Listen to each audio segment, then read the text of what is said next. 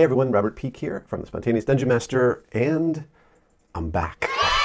It's been a long hiatus from making videos and from making game aids, but I've been still playing 2 games a week meanwhile, and loving it, prepping loads of one-shots and campaigns and adventures, learning a ton still, as always, and I've got some really exciting things in the works, so stay tuned for that. But in this video, I want to talk about some other resources, other people's stuff that I found incredibly useful and very much in line with my own philosophy and approach to DMing.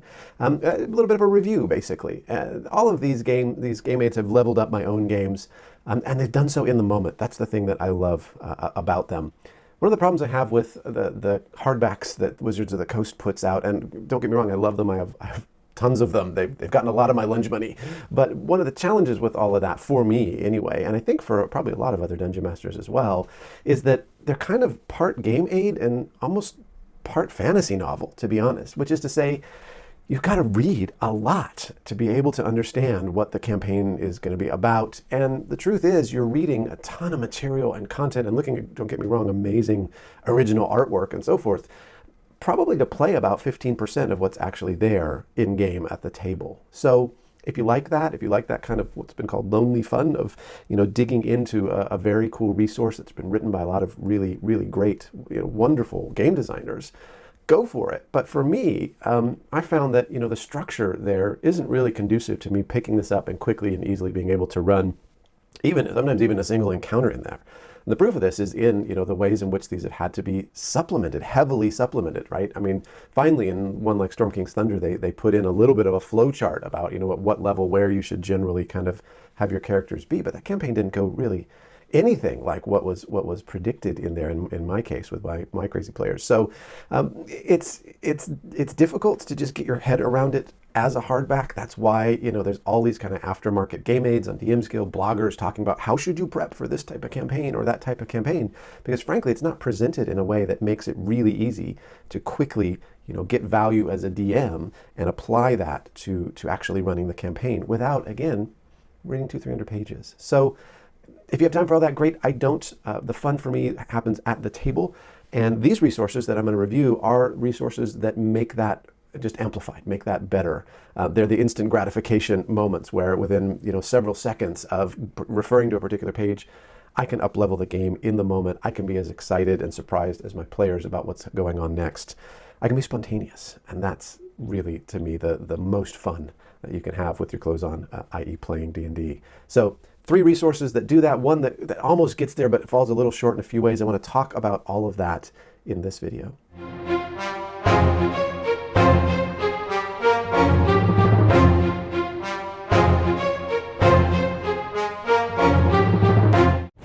So these resources are all what I call low prep and no prep, meaning how the information is presented will give you an instant hit to level up your game. And for the low prep ones that, the investment of time is really worth it pre-game, the few minutes that you spend are massively going to pay off when you go to apply that. All of the books have this kind of in their mind that they're, and all of my own books do this as well. It's how the information is presented, what the DM sees first, second, third. And for me, I have a kind of 6-second rule that, if I can't figure out what's going on in the heat of the moment in the game, pausing for more than kind of 6 seconds to wrap my head around something, to deploy an encounter or a new element or whatever, it kind of kills the pace. And I'm probably going to talk in a future video about how important pace is. In some ways, I think we should stop calling ourselves Dungeon Masters and just call ourselves pace keepers in a way, right? But I digress. So 3 of these that really hit the mark and one that almost comes close. One of the hardest things, one of the things I was most scared about as a fledgling DM is cities. Cities are hard. Now I absolutely love them, and partly it's because of resources like this, partly because all the stuff that I put into the Spontaneous Dungeon Master's companion with NPCs and tavern names and all that kind of stuff to make it rich. But it's hard to do right. It's hard to make it feel vibrant and alive in a city. And also in a city, it's really an open sandbox. You really don't know what your players are going to do next, where they're going to go. So one really great game aid for me has been the Waterdeep City Encounters. I'll put a link to all of these in the description. But the Waterdeep City Encounters really, I think, gets it right. It starts off straight away with a table. A table that you can roll based on what part of the city you're in. So there's variety, and it's congruent, it's modular in terms of the encounters, but not all encounters apply to all locations, right? So you're more likely to get sort of ones related to seas and harbors, in the actual, seaward. So it goes on, and each one of these encounters, you'll notice, is probably no more than a couple of paragraphs. A lot of them, when you get into them, there is an additional roll to make, and there's a little bit of modularity potentially about, if you encounter this one a second time, maybe this is changed. But I'm looking at 2-3 paragraphs at most for each of these encounters. Certainly something that I can skim and get the idea about, maybe not in quite 6 seconds, but in enough time that I'm not going to completely interrupt the flow. I often say, please hold, your role is important to us. A DM will be with you shortly. I kind of make a joke out of it as I go in and figure out what's actually happening. I mean, this one's super simple. 4 thugs threatening an owner of a weapon shop, robbery in progress, right? That's all you need. Hey, there's and then you can go and supplement with the spontaneous Dungeon Master's Companion or whatever you want. Give the NPCs names, start a chase, do the do the whole kind of chase sequence. And have a great encounter. So this is absolute gold for me. I don't just use it in Waterdeep. I use it all kinds of places. If my characters are in a city, I actually did this in the Shadowfell, so a kind of parallel city, and I basically took whatever the encounter was and just made it weird and creepy, right? So if it's a friendly fun parade, it's a weird creepy parade of shadows and whites and weird creatures and whatever. So this is a great game aid. This can be very easily accessed, used, and deployed, and to me that's absolute DM gold. The pictures are also they're nice, they're okay, it's stock imagery, it's a good layout, but I'm buying this to be able to use this, because the most fun for me are the pictures that happen in here when I'm at the table with the players. So encounters happen to the players, right? It just shows up and they get to make decisions in the moment about how they respond to something that shows up. But another way to really, give players some agency, and again, the sense of this vast world where they have all kinds of decisions and options available to them, is to give them a menu, basically, of choices for side quests. And that's what Waterdeep notice boards does. You can see I printed and spiral bound this one. I think that the actual printing wasn't available for me in the UK. So I printed my own because I just thought this is great, and I love having the simple flat format that I can go to. Printed out all the detail, the information about each potential side quest in black and white, and then printed the lovely notice board itself in color. When I'm playing on a virtual tabletop or playing remotely, I'll just either share this as an image or share this on the VTT. And it's great because it's interesting, it's colorful, the font and the little illustrations and all of that gives you a feel for what might be lurking behind this little hook to a side quest. And then the hooks are really short. Again, paragraph is probably all you need, maybe a couple paragraphs. There's very little. There's a little bit of bold, about the type of creature, which is always great when you bold that out, or the type of checks that might need to be made. But mostly these are all just hooks. They're just hooks into a potential adventure, and you get to run with it. So again, another great candidate for taking the SDMC and running with these guys. But what I love about this is it feels like you're just a really capable DM in a rich world, able to accommodate whatever the players wants. It's almost like a musician that can take requests, right? You're like, what song do you want to hear? Here's a whole menu of options. You tell me. And you don't have to do a ton of prep behind each and every one. You can trust yourself to roll with this. And we've had some absolutely hilarious, fun, fantastic adventures that turned into multi-session things because stuff evolved and changed, all based on the hooks from these notice boards. So now let's get to one that I wanted to absolutely love. That seemed very in line with the way that I found was most helpful for me to play, but ended up liking, right? But not liking.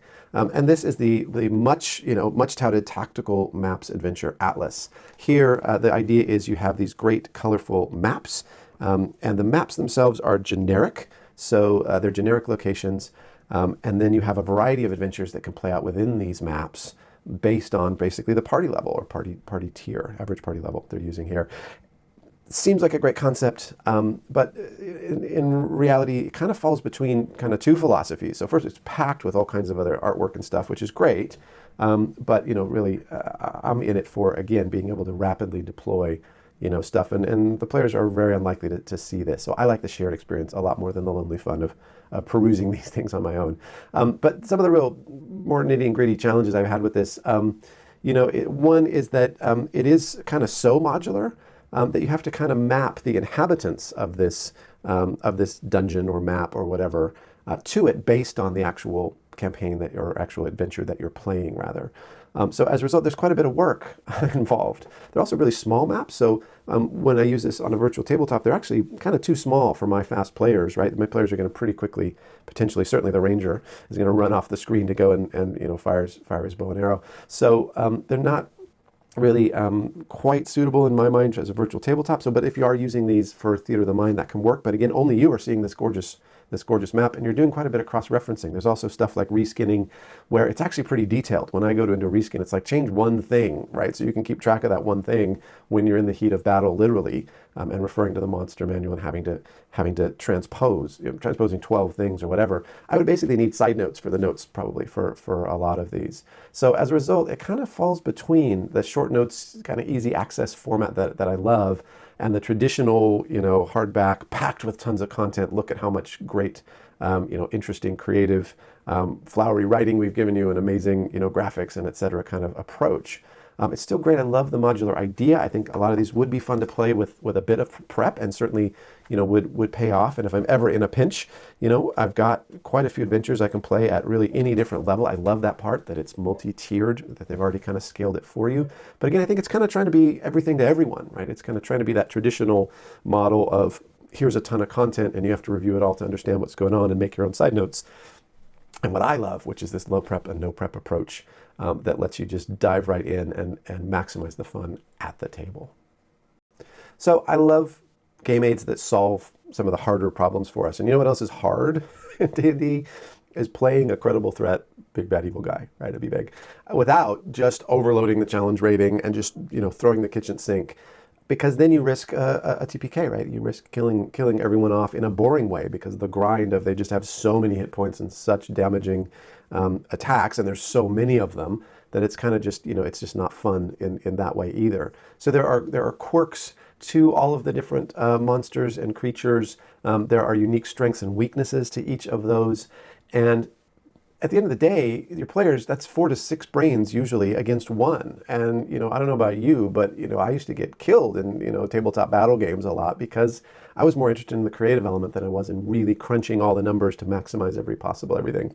So fortunately, someone's done that with the entire monster manual, has really gone in and gotten crunchy and analyzed what are these monsters' strengths and weaknesses. But then what I really love most about what Keith Emmon has done here is that he doesn't just show you how to min-max every monster. What he tells you is more about how each monster would actually react, respond, and fight. So you're not going to have this amazing genius outsmart all the players,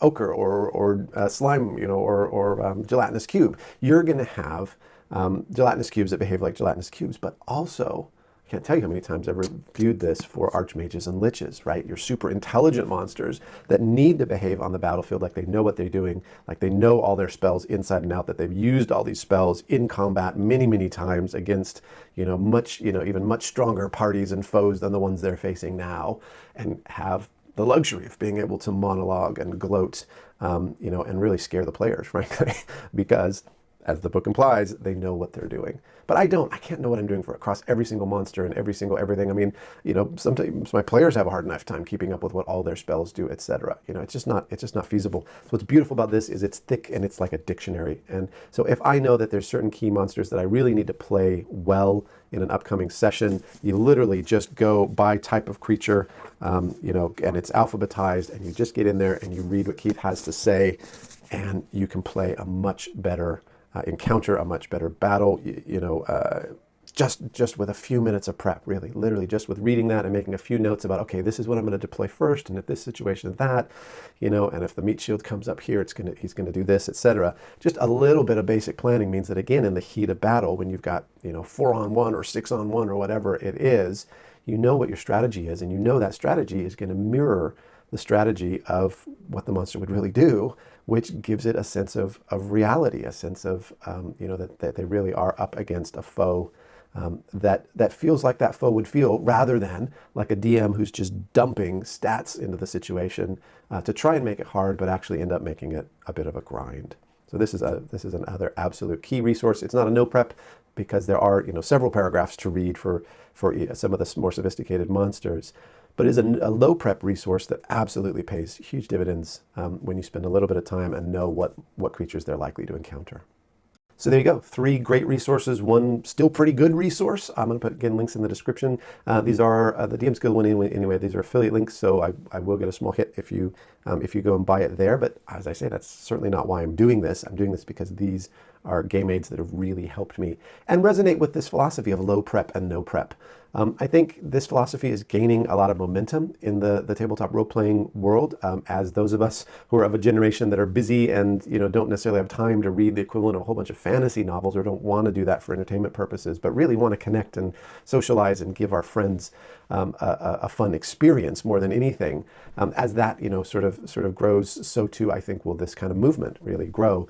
To me, the kind of grandfather of all this is Mike Shea, Sly Flourish, who now actually has a Kickstarter campaign for something he's calling, interesting enough, the Lazy Dungeon Master's Companion. So there you go. I think, no relation. But yes, companions, I think, are more what we want kind of in the DMing world. We want allies. We want supportive material in the moment, or that we can quickly access in the half hour before the game session to massively up-level the fun for us and them. I think this is the future. At least I know it is for me, which is why, again, I love great art. I love detailed maps. I love, all this other beautiful stuff. But I also need to respond to a group of players who, frankly, are only getting smarter, weirder, and more unpredictable day by day, right? So I wouldn't have it any other way. I love that. But still, too, I think whether you're kind of totally on board with this philosophy or still, very much keen on going the kind of old school, hardback, lots of content route, you will always have some improvisation to do. And it's so great to be able to put your finger straight onto the information you need when you're in those kind of heat of the moment improvisational parts of the game, because it is a part of the game as much as combat and exploration and everything else is as well. So as I say, I think this is where it's all going. As a result, guess what? I've started work on some new game aids, which I think will be really valuable. Again, I try and make these really, serious value for money so they can get out to just lots and lots of people, because I do think this is so helpful, and I just am so excited about sharing what works, and what I've learned. So if that is something you're interested in, make sure, if you're not already a subscriber, that you do subscribe. You can also hit the little bell there, and that will notify you when new videos like this come out. Some of you are going, oh my gosh, it's been, how long has it been? It's been months. Who is this guy? But hopefully this has been useful. Lots more great stuff in the works. Excited to share that with you, and hope to see you back here very soon.